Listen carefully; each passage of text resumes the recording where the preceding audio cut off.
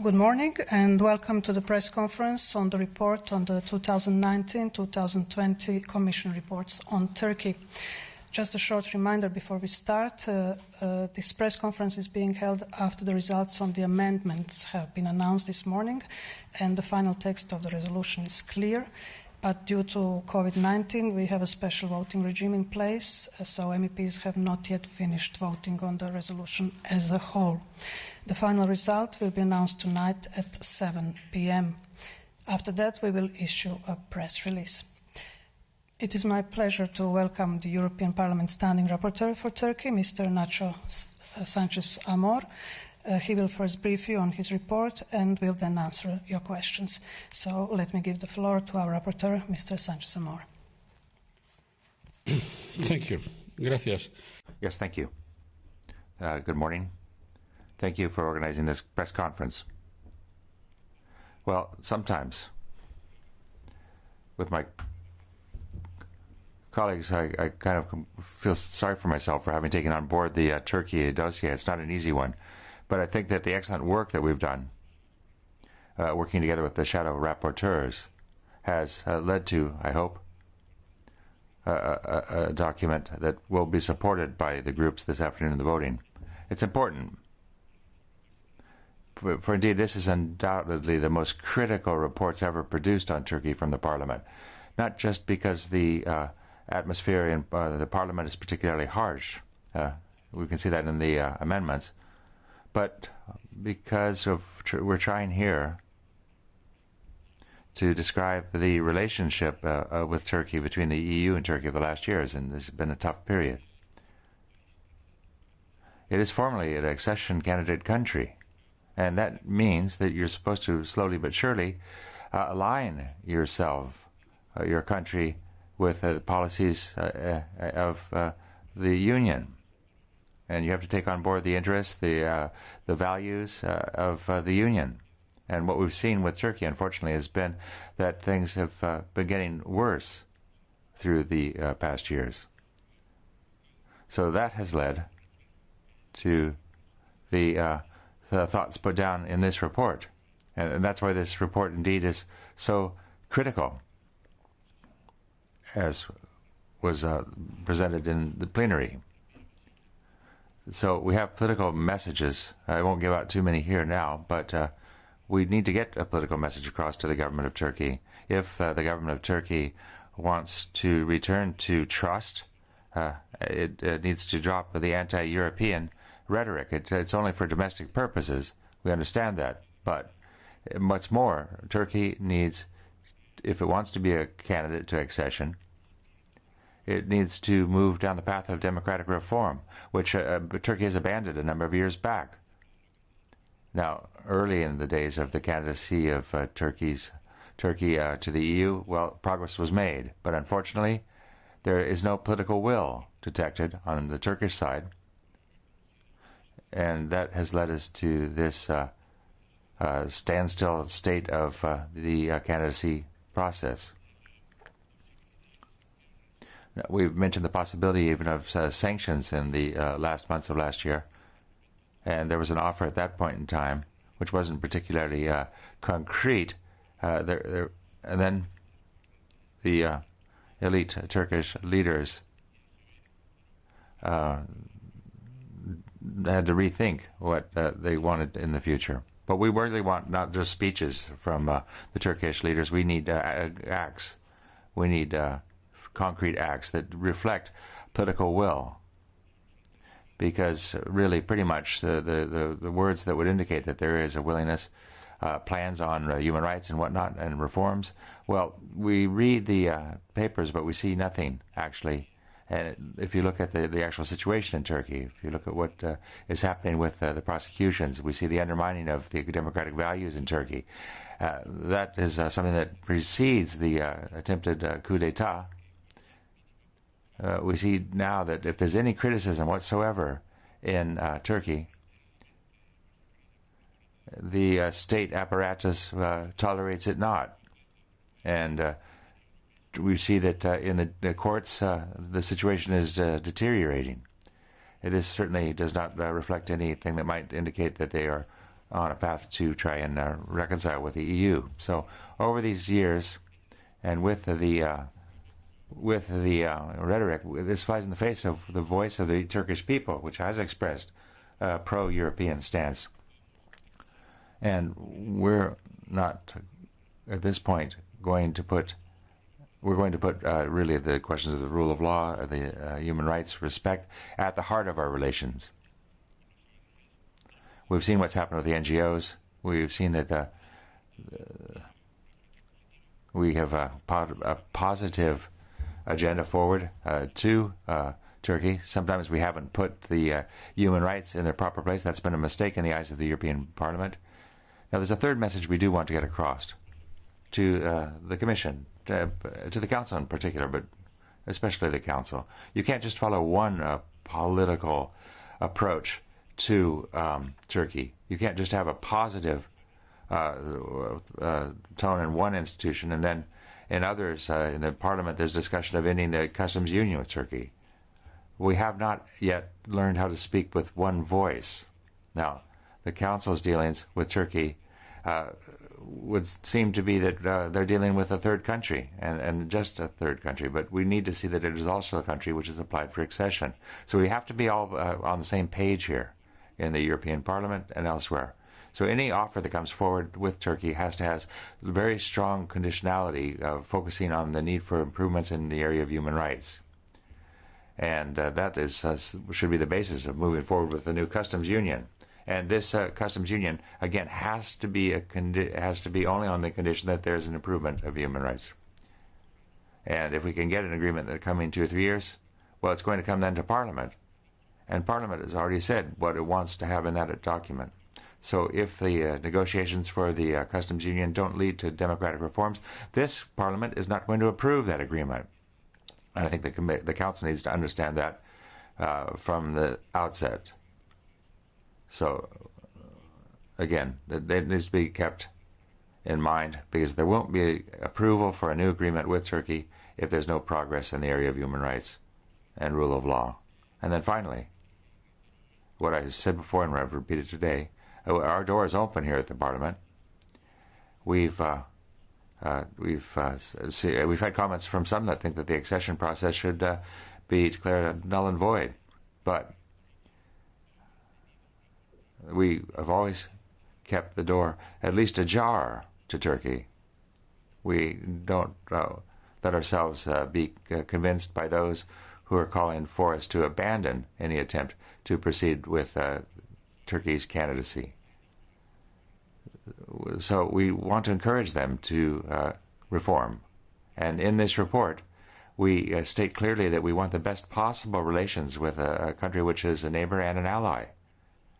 And we want the best for Turkey and for its people and for its society.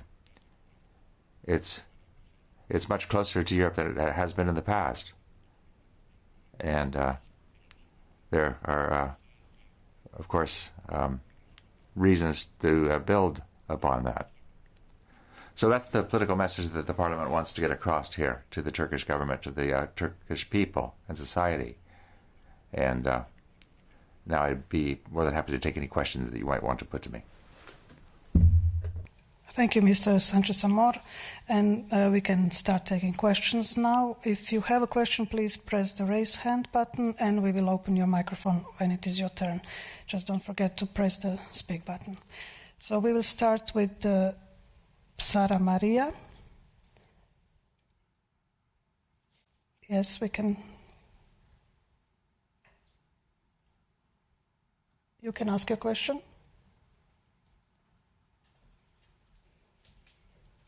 Maria, can you press the speak button, please? Yes. Hello, can you hear me now? Yes, I hope you can hear me and see me maybe.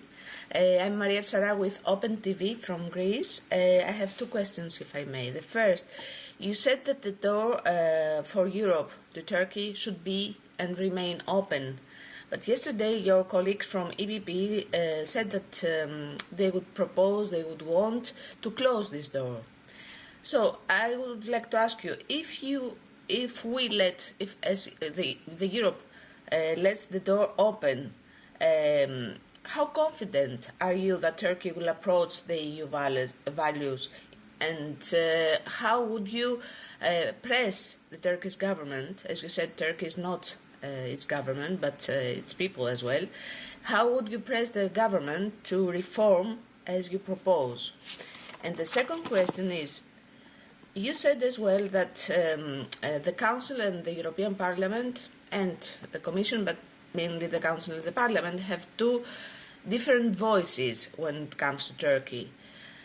How could the European Parliament influence press in order to come in the same page? Because we see, for example, that your report is really hard, but the approach that the Commission and the Council want usually is the positive agenda, okay, with reverse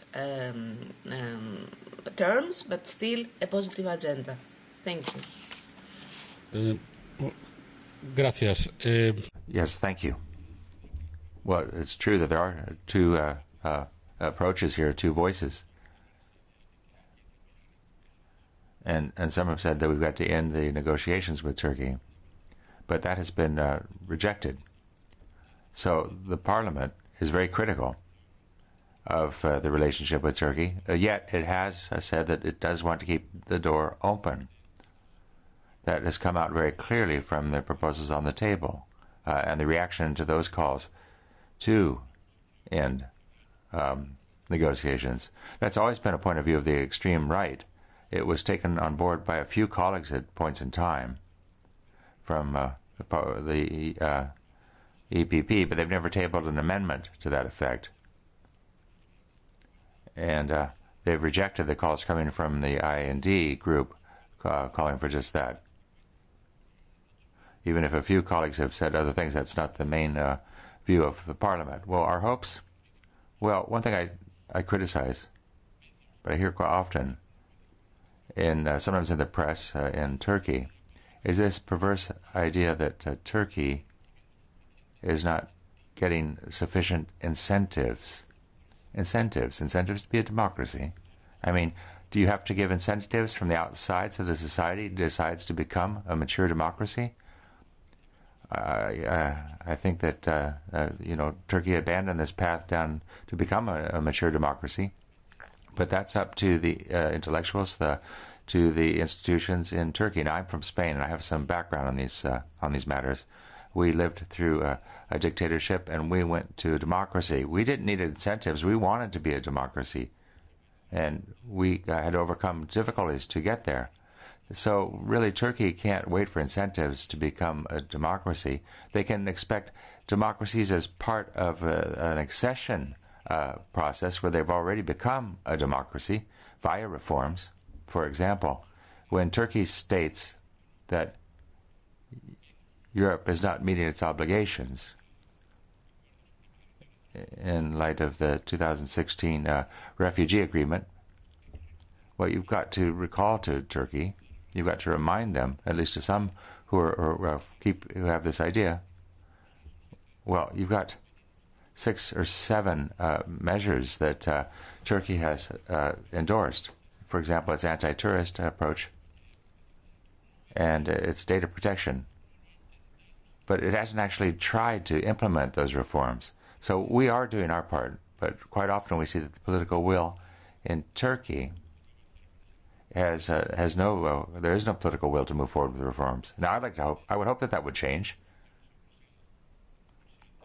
We've heard what Erdogan has said of late, and by his spokespersons in the government, and but pretty much, they sometimes say what we want to hear, but we don't see it in the facts, and we want the facts. We don't want more plans published in detail, when if what actually occurs in the courts and elsewhere, it flies in the face of those plans. I mean, if you look what's happened with taking out the mayor of Istanbul and the flagrant rejection of human rights handed down in the court sentences, and the fact that the European Court of Justice decisions is not being respected in Turkey. Turkey is a party to that body. So we need to see facts, and that's what's important here. in the parliament. I think that's why the parliament is right to leave the door open. I think that's a wise approach. Again, though we see this with a critical eye. We've had many debates about Turkey over the last years, and we've in this legislature have looked at Turkey a great deal. And despite our criticism, the door is open to Turkey. But we have no moral obligation to pull Turkey into democracy. That's their decision that they need to take. But when that happens, then Turkey will be ready to become a member of the European Union. But it's up to the Turkish society. Now, when it comes to the references I made to the Council, well, we were a bit cross of late with the Council the last years and the last months of last year, because there was a very, very generous offer which didn't really tie in with any changes in behavior on their end. There were no conditions. And again, you have to look at the democratic standards in the country. You've got to have the military ships withdrawn. You've got the problems there in the Mediterranean with Turkish ships, the intolerable attitude in terms of their relations with Turkey and Cyprus, or rather with Greece and Cyprus. But again, what upset the Parliament was a lack of commitment to adopting a process of democracy. We're getting a bit tired of being the only institution that takes these matters very seriously. This is not just the Parliament's job here. This is something that should be taken on board by all the institutions, including the Council. The Council can't play a good cop, bad cop approach here, where we're the ones that shout out, oh, the need for values, and then Council just ignores this call. And with a candidate country. I mean, we're not talking about just any country. We're talking about a candidate to accession, which has had a positive offer given to them 6 months ago. But we need to take into account the democratic situation in Turkey. We've seen the Commission being quiet too long, and then we had the visit with van der Leyen to Turkey, and then we saw what happened in the press conference. Well, that just came down to a question of seats on the sofa. But we heard what was said, and van der Leyen was very clear when she defended the values of Europe. And then there was even a reference to certain cases where we couldn't understand how these individuals in the country could be treated in this way. So now, okay, the Commission and the Council, they need to knock their heads together and do the same thing. The Council needs to now accept, or rather recognize, the fact that the Constitution and the texts of Europe apply to all the institutions. And if it applies to other third countries, well, how does it not apply to a candidate state even more so? So that's what I said to Santos Silva, the minister, yesterday, the Portuguese minister, that we really got to understand that no positive offer to Turkey can fail to have conditions on improvements in human rights. So, again, the Council has called for a renegotiation of the customs union. But at the end of the day, that's what we're going to be voting on here. And we're going to be stating very clearly that there'll be no renewal of the customs union unless there are strong democracy conditions included. This is something that's going to have to come via Parliament. And we're already preparing those conditions, the democratic coefficient applying to Turkey. Because as a candidate state, Turkey's got to and has taken on a commitment to come closer to our values and to our policies. And we have every right at the European Union level to demand that they do so. And that's what we say in this report. The fact that Turkey is a candidate state, that's the best lever that we have to have a right to comment on what's happening in Turkey. In a non-candidate state, a third country, that might be difficult. But here, there is a process for accession. And we have a right to have opinions on what's occurring in the country, therefore. And what we think is that Turkey, if it really wants to come into the European Union, as its spokespersons have indicated, well, then they've got to pretty much you come forward and show us show us the beef, really. Thank you. The next one with a question is Sarah Ann Narup from Politico. Sarah, the floor is yours. Thank you. My question is regarding the customs union. Beyond human rights, what steps do you want to see Ankara take on the economic and trade side to show goodwill regarding modernization? And what do you say to the Turkish side when they speak of an asymmetric customs union? Thank you. Gracias. Thank you. Political rhetoric around the customs union is often confusing. People say this is an economic and commercial relationship. It's a relationship which works and both sides win. But we don't win. If Demirtaş is in prison and he cannot make any critical tweets, Europe doesn't win. You can't just say that if it's economic and that's enough. Volkswagen was wondering about a huge investment in Turkey, you may remember. Were they talking about the lira, the currency rate? No, they backtracked because of the rule of law and legal uncertainty. And that's to do with the political system in Turkey, not the economic system. So the customs union isn't something which is alien to the world of political values. It's not something that we can leave entirely in the hands of business. It is intimately linked to politics. If Turkey cannot offer guarantees, it won't offer guarantees in the business area. They had, even though there's economic activity, you ended up with a single message coming out, and this is harmful to businesses. In the current customs union, we have problems already. We're involved in WTO disputes. There are various accusations. Europe feels that measures have been taken by Turkey which are harmful. It reflects the difficulties, of course, that we have in our overall relations. So either we just resolve the customs union problems in the form as it is, or go for a new customs union. The offer from the Council, which Parliament isn't rejecting out of hand, the Council is saying that we should move towards a new customs union, including new sectors. What we're saying, and because we know what's happening in the judicial system there, we know the fear of certain European companies about investing in Turkey in a major way because of the lack of independence of the judiciary. The whole question of the customs union has to have democratic conditionality for the reasons I was explaining before.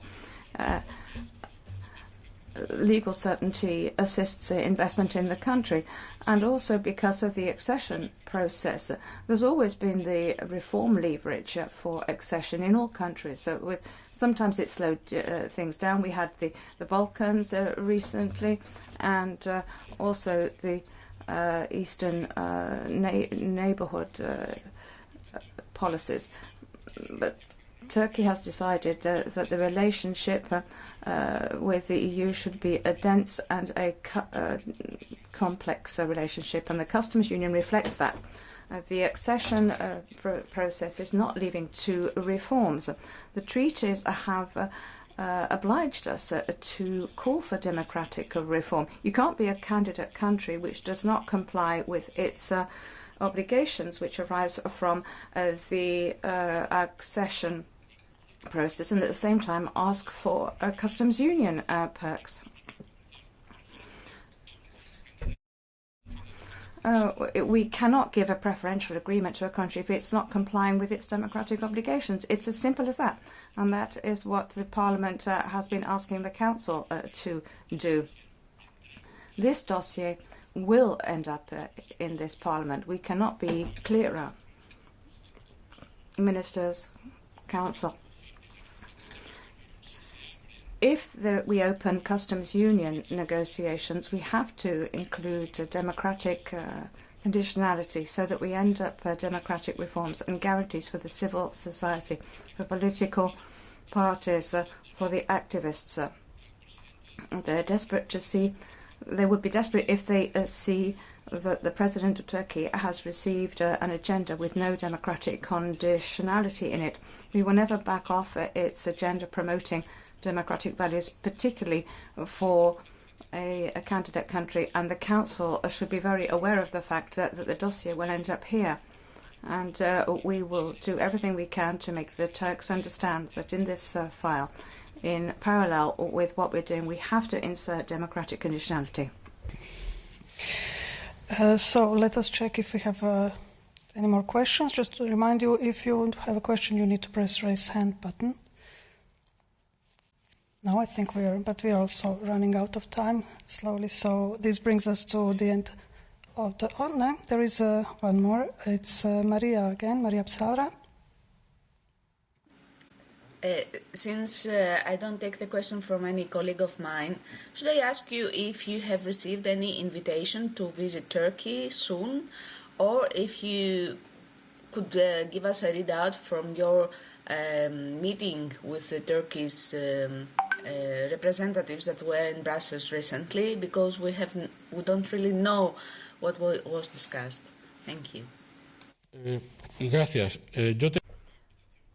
I have a permanent and open invitation to visit Turkey from the ambassador, from Minister Çavuşoğlu, who I met recently when he was here in Brussels. So it's an open invitation. The Turkish authorities, I have to say, have been very polite and understanding of my difficult role as the Turkey rapporteur. As far as civil society is concerned, we have relations with NGOs. We talk to them every week, at least 2 meetings a week. And I also have meetings with the Turkish authorities. And I always say the same thing. Turkish society in general, the Turkish authorities appreciate that the language never changes. The things I've said today, which will be heard in Turkey, of course, I say it to Ankara exactly the same way. And the authorities have always expressed respect. Of course, they disagree with our analysis. And I've received official letters from Turkey recently on the content of the report, and I answered in a courteous manner. So it's an open invitation, and I'm very grateful for their openness. We have a very normal relationship and frequent relationship, and of course with the ambassador to the EU. So that has allowed me to focus my report not just on information and everybody's sensitivities, but trying not to convert myself into some kind of Turkish activist or a pro-Turkish activist here in Brussels, but I'm a politician with some years of experience, so I've tried to adopt an objective and open attitude, leading to this report, which has been very critical, and it's received broad support, which is unfortunate because, of course, it reflects the current situation. Obviamente la dificultad para ir ha sido la pandemia. Of course, the difficulty in going to Turkey was the pandemic, and before we started the negotiations of the report with my colleagues from the other groups, I was intending to go, but it wasn't possible, and I will go to Turkey whenever circumstances permit. Well, if we don't have any more questions, we can wrap it up. Thank you all for your questions. Thank you to our rapporteur, Mr. Sanchez-Amor, for his answers. And thank you all for participating, and have a nice day. Thank you.